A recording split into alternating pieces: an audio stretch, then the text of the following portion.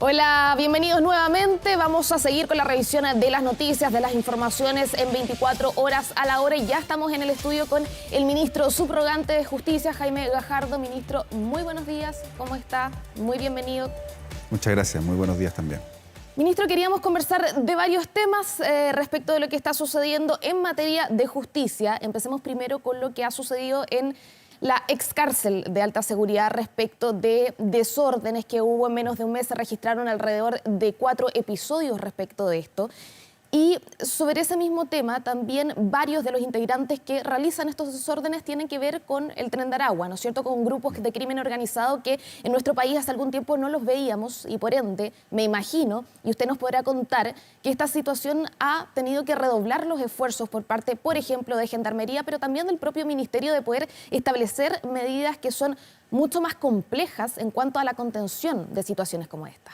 Sí, lo primero que la ciudadanía tiene que saber es que la cárcel de máxima seguridad se encontraba despoblada desde el año 21, ¿ya? Desde el 2021. El gobierno del presidente de la República, Gabriel Boric, reinauguró esta cárcel después de una importante obra de refacción y remodelación y además de modernización de esta cárcel, precisamente para enfrentar los fenómenos que veníamos viendo que se estaban produciendo en nuestro país, por ejemplo, vinculados con el crimen organizado y los líderes de las bandas más peligrosas que tenemos en nuestro país. Entonces, para eso, en marzo del año pasado se reaperturó este establecimiento que se denomina establecimiento de alta y máxima seguridad, que nos permitió aumentar prácticamente al doble la capacidad del sistema penitenciario en máxima y alta seguridad. Una vez que se reaperturó, efectivamente ahí tenemos a los líderes de las bandas más peligrosas del país. Tal como tú decías, en el fondo tenemos a las personas que lideran el Tren de Aragua, el Clan de los Gallegos, el Clan de los Pulpos, los Trinitarios, es decir, en general las personas que están asolando o que están generando los crímenes más complejos de nuestro país. Y que ha tenido una alta connotación pública, por eso la pregunta que muchos se hacen es cómo garantizar que ellos sigan ahí, que no se generen, por ejemplo, situaciones de motines o lo que decíamos, que hubo ataques no solamente a la infraestructura, sino que también a los propios gendarmes. Bueno, en ese lugar ellos tienen un régimen que es muy estricto, que es el régimen más estricto que hay en el sistema penitenciario, que es un régimen de máxima seguridad y que es muy similar a los regímenes que hay en otros lugares del mundo en cárceles de máxima seguridad. Tiene un régimen que tiene, por ejemplo, solo 2 horas de patio, se encuentran en celdas individuales que están monitorizadas, tienen solo visitas a través de locutorios, ¿ya? No pueden ingresar visitas que no estén debidamente documentadas en nuestro país, no tienen contacto a través de videoconferencias, es decir, tienen un régimen muy estricto, precisamente con el objetivo de que estas personas no sigan liderando las bandas criminales que se encuentran en el exterior. Entonces, para eso, ellos lo que han hecho es que han desafiado directamente a nuestro Estado, con el objetivo de que nosotros flexibilicemos el régimen o eventualmente que sean trasladados a otras cárceles, porque de hecho ellos mismos lo han señalado. En otros lugares donde han estado detenidos, ellos controlan las cárceles y lo que buscaban es precisamente desestabilizar nuestro sistema penitenciario para flexibilizar las condiciones. Flexibilizar las condiciones, pero además buscaban que ocurriera lo que ha ocurrido en otros países donde ellos controlan las cárceles una vez que son detenidos. Y eso es lo que nosotros fuimos muy estrictos, a pesar del conjunto de disturbios que realizaron. Nosotros la señal que dimos muy clara: nosotros no vamos a flexibilizar este régimen, no vamos a retroceder, estas personas se van a mantener en este establecimiento penitenciario, no van a ser trasladadas y además vamos a intensificar las medidas de seguridad en su interior para que los funcionarios no corran ningún riesgo en cuanto a su integridad física, pero además también reforzar la estructura de la cárcel para que esta cárcel pueda seguir albergando a estos líderes más peligrosos. ¿Se puede garantizar a la ciudadanía entonces que finalmente está contenido este crimen organizado dentro de la cárcel y que esta cantidad de desórdenes va a ir disminuyendo o que está contenido? A pesar de los disturbios que ellos realizaron desde el día 5 y 6 de junio, después hubo otro evento importante el día 25, actualmente esto ya se encuentra contenido, controlado. Se han tomado todas las medidas, Gendarmería en esto ha hecho un trabajo excepcional, muy profesional. Además, hemos actuado muy rápido para contener todos estos sucesos y actualmente estas personas se encuentran en esa cárcel, están cumpliendo sus prisiones preventivas, la gran mayoría, y la señal ha sido muy clara. Nuestro país no va a flexibilizar en esto. Perfecto. Y en ese caso también de las medidas que ha tomado el Ejecutivo, uno tiene que ver con la implementación de los inhibidores de señales, ¿no es cierto? Se ha hecho por parte de Gendarmería una muy buena evaluación respecto de cómo están funcionando. En estos meses que ha pasado desde su implementación, ¿qué han visto? ¿Qué han visto en el papel? ¿Se han encontrado una cantidad de uso de celulares? ¿Ha ayudado, por ejemplo, a distintas investigaciones judiciales en lo que llevamos de la implementación? Bueno, llevamos 3 meses de la implementación de esta medida. Esta es una medida que largamente había sido anhelada en nuestro sistema penitenciario, no se había podido lograr antes. Tenemos la mejor tecnología que existe, una tecnología que no existe en ninguna otra cárcel de América Latina, solo la tienen cárceles en Francia, en Estados Unidos, en Israel. Esta es una tecnología de punta y además tiene mucha funcionalidad, porque es una tecnología que nos permite identificar los teléfonos, georreferenciarlos, identificar los movimientos de esos teléfonos, por cierto, inhibir la señal, pero además también podemos inhibir directamente los chips, podemos inhibir directamente también las señales de Wi-Fi, y la información que se encuentra en todos esos movimientos es de mucha utilidad para las investigaciones penales. Y eso se lo hemos puesto, le hemos dado a conocer esto al Ministerio Público. Nosotros tenemos precisamente un equipo con el que trabajamos con el Ministerio Público, le hemos entregado esta información al Ministerio Público. Prontamente en este equipo vamos a hacer un protocolo para el intercambio de información, precisamente porque esta tecnología es muy relevante para las investigaciones que lleva adelante el Ministerio Público y nos van a permitir seguro desbaratar más bandas criminales.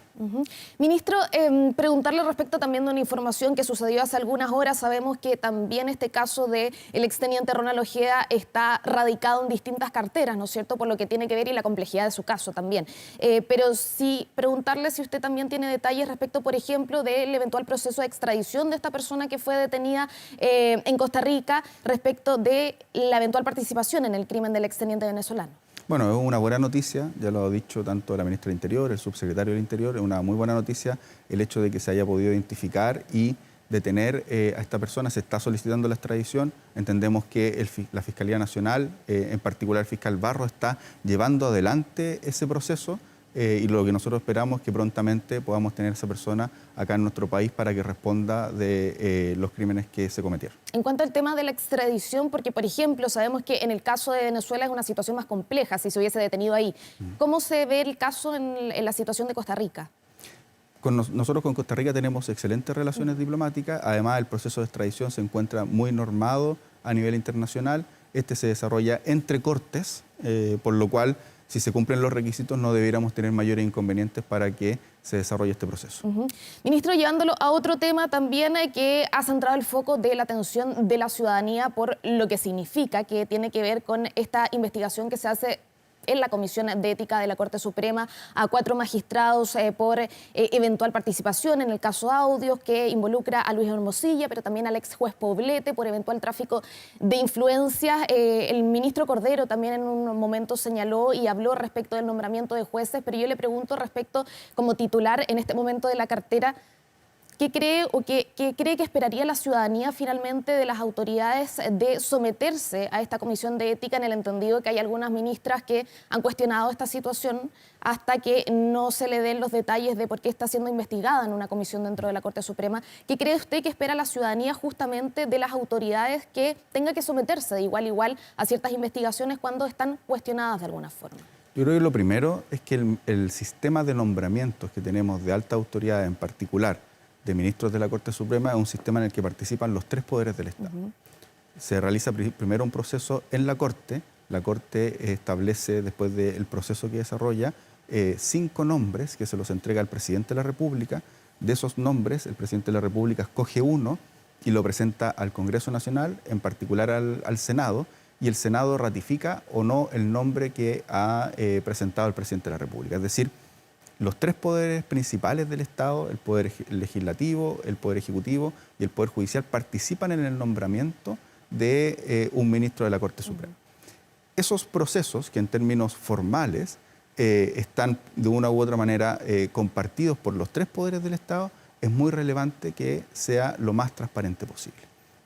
Lo que la ciudadanía espera es que en ese proceso exista transparencia, que dentro de ese proceso no haya ningún tipo de opacidad, y que dentro de ese proceso, además, se pueda ver que las personas que se designan sean las personas más capacitadas para el ejercicio del cargo. Claro, lo decía el ministro Cordero, ojalá transparentar que esto sea solamente de mérito, ¿no es cierto? Porque está la duda dentro de la ciudadanía justamente por la investigación que se está realizando de la eventual influencia que pueda haber para nombrar uno u otro cargo. Entonces ahí es muy relevante la actitud de todas las personas que participan dentro del nombramiento. Es muy relevante que, como tú dices, en el fondo esto sea lo más transparente posible.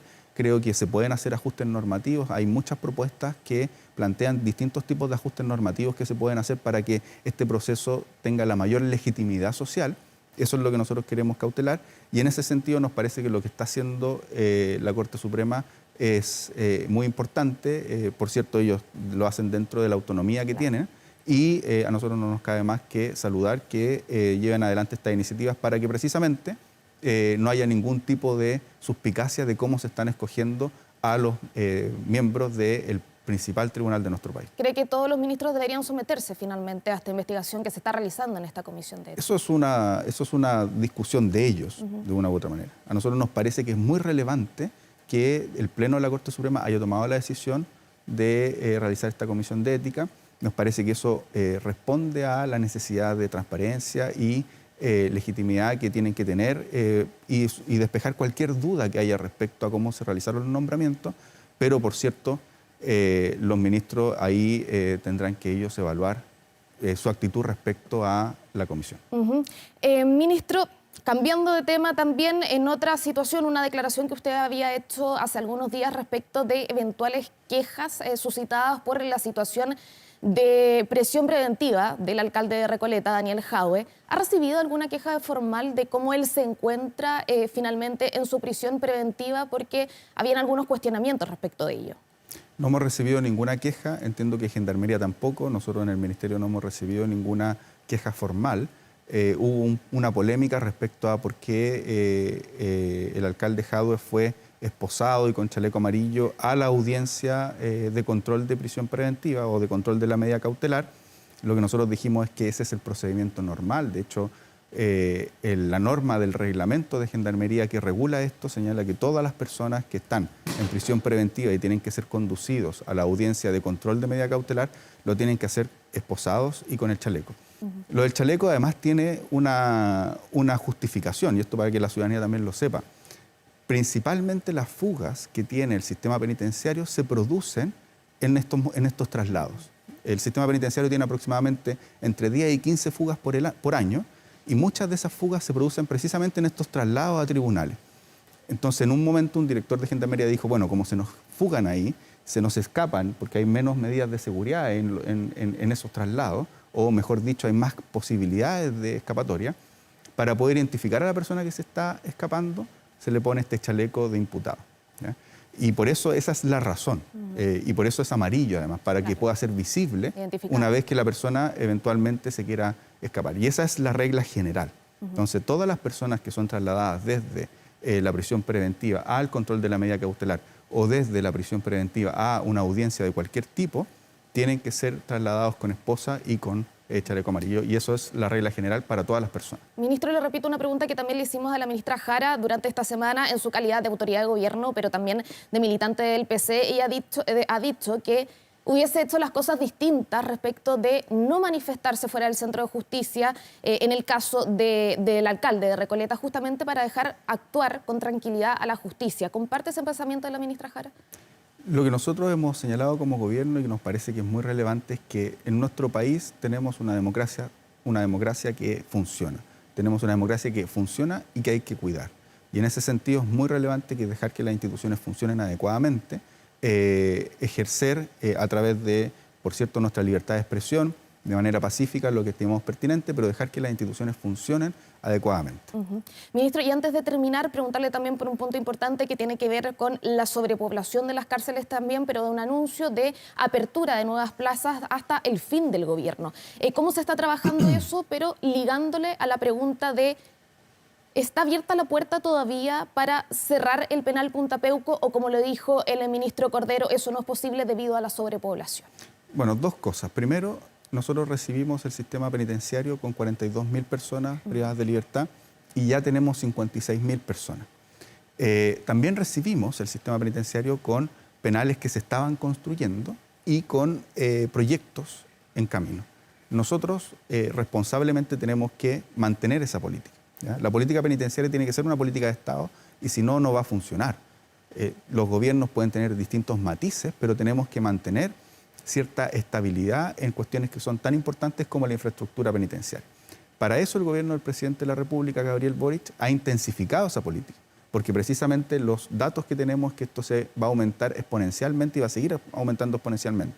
Entonces, para eso el presidente de la República el 1 de junio señaló que durante nuestro gobierno vamos a dejar entre implementadas y en proceso de implementación 10.000, casi 11.000 plazas para nuestro sistema penitenciario. Eso a través de la construcción de nuevas cárceles, la habilitación de cárceles que se encontraban en construcción, la ampliación de cárceles, la densificación de cárceles y también la remodelación de algunos espacios en las cárceles que no se están utilizando. Entonces, para recuperar plazas que se encontraban en desuso. Y en ese sentido, nuestra principal preocupación el día de hoy es tener un sistema penitenciario, ojalá, sin sobrepoblación. Porque cuando tenemos un sistema penitenciario con sobrepoblación, es más compleja la seguridad penitenciaria y es más complejo también trabajar en reinserción social. Cualquier sistema penitenciario estable en el tiempo necesita esos dos componentes, que sea un sistema penitenciario seguro, pero además que sea un sistema penitenciario que nos permita que las personas que egresan del sistema penitenciario no vuelvan a cometer un delito. Y por eso la reinserción social es tan relevante.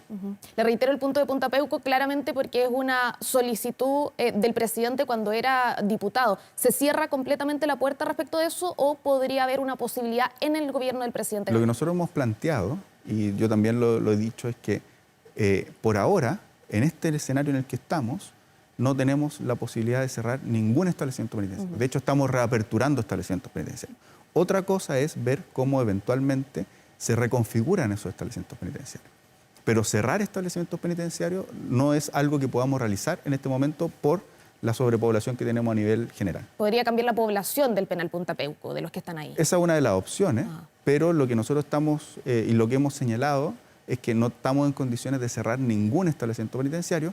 Otra cosa es cómo administramos las plazas que hay a nivel nacional. Perfecto.